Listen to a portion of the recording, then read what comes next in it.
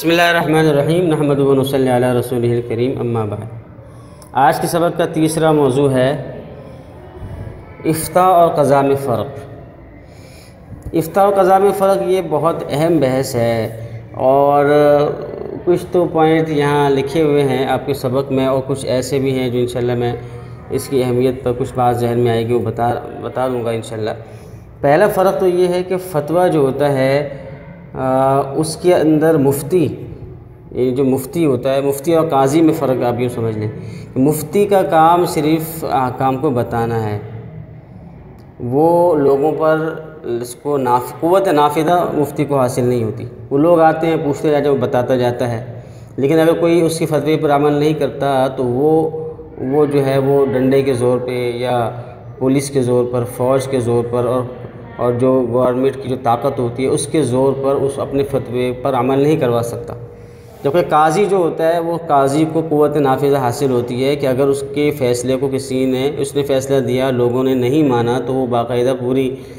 سرکاری وسائل کو استعمال کرتے ہوئے وہ اس کو نافذ کر سکتا ہے اور لوگوں پر اس کو لاگو کر سکتا ہے۔ یہ پہلا فرق ہے۔ دوسرا فرق فتویٰ، افتاء اور قضاء میں یہ ہے کہ اصولی طور پر ایک مفتی کا کام یہ ہے کہ سائل نے جیسا سوال کیا ہے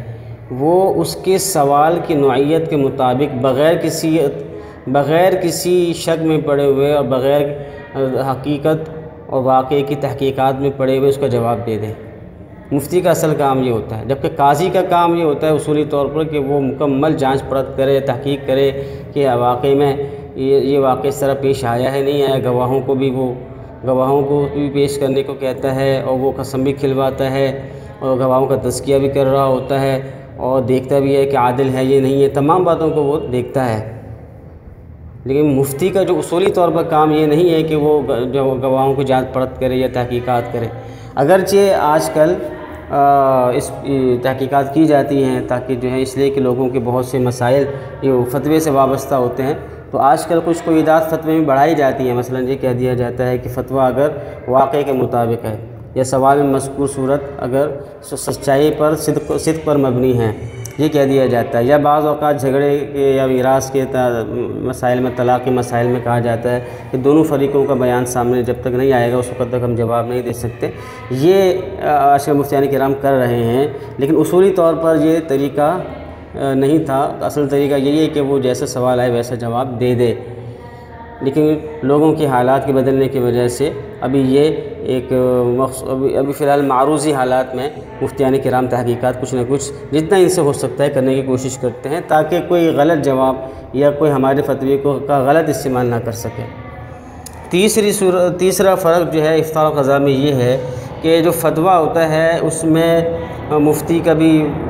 ہر طرح کے احکام بتا رہا ہوتا ہے، واجب، حرام، مباح، مندوب، مکروہ، صحیح، باطل، ہر طرح کے احکام بتائے گا۔ لیکن جو قاضی ہوتا ہے اس کا یہ کام نہیں ہوتا کہ وہ بتائے کہ نماز کی کتنے فرائض ہیں اور زکوٰۃ فرض ہے یا واجب ہے، اور بال کٹوانا ہر جمعے کو یا ناخن کاٹنا مباح ہے یا کیا ہے یا مستحب ہے، وہ ان چیزوں کو نہیں بتاتا۔ اس کا تو کام کیا ہوتا ہے کہ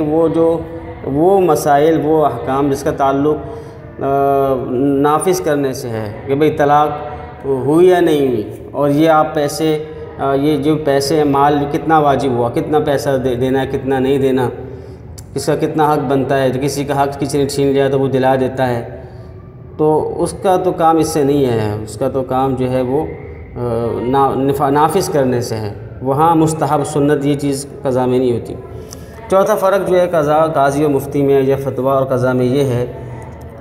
کہ جو فتویٰ ہوتا ہے، جیسے کہ پہلے بھی ہم نے پڑھا تھا کہ فتویٰ ہر طرح کے ابواب سے متعلق فتویٰ دیا جاتا ہے، تفسیر، حدیث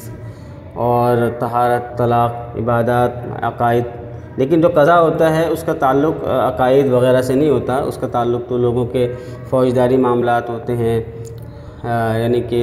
حدود و قصاص کے، جرائم کے، اور یا لوگوں کی خانگی معاملات ہوتے ہیں، نکاح، طلاق کے، عدت کے، خلا کے، ان چیزوں میں ہوتے ہیں۔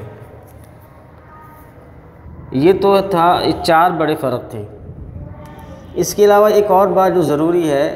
اور بہت زیادہ اہم ہے وہ یہ ہے کہ کتابوں کے اندر، جیسے کہ ہدایہ کے اندر اور تمام کتابوں کے اندر آپ نے ایک اصطلاح دیکھی ہوگی قضاءً اور دیانتاً کی۔ قضاءً کہ کبھی کسی مسئلے میں کہا ہوتا ہے، مثلا 3 طلاق کا مسئلہ لے لیں